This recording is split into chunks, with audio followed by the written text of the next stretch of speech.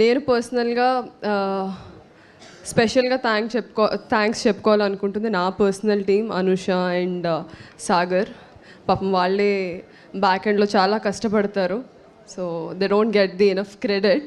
So thank you so much. I think you guys are here. చాలా మాట్లాడాలండి. I think before I talk about this film, I want to talk about myself. Being a doctor, మీ అందరికి తెలుసు, పొలిమేర pre release ఈవెంట్లోనే చెప్పుకున్నాను నేను that I'm a doctor and ఆ profession వదిలేసి ఒక modelling చేసుకుంటూ డాక్టర్గా జాబ్ చేసుకుంటూ ఆడిషన్స్ ఇస్తూ somehow I ended up being in Polimera. So I have to thank Anil గారు అందరికన్నా ముందుగా.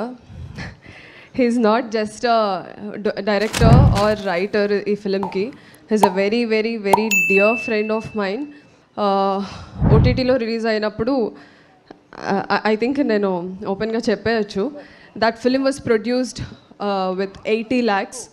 సో 80 lakhsతో ఒక ఫిలిం చేస్తే ఎలా ఉంటుందన్న సెట్ ఎక్స్పీరియన్స్ యాజ్ అన్ యాక్టర్గా అండ్ ఆయన టీంలో సార్ నాకు డైరెక్షన్ అంటే ఇంట్రెస్ట్, రైటింగ్ అంటే ఇంట్రెస్ట్ ఉంది, so can I be part of your direction team అని అడిగి సో నేను ఆయన డైరెక్షన్ టీంలో జాయిన్ అయ్యాను. సో అక్కడ స్టార్ట్ అయింది మా journey. And he's such a kind person. ఎందుకు నేను డియర్ ఫ్రెండ్ అని అన్నారంటే, I still remember Polimera 1 release తర్వాత we were still jobless both of us.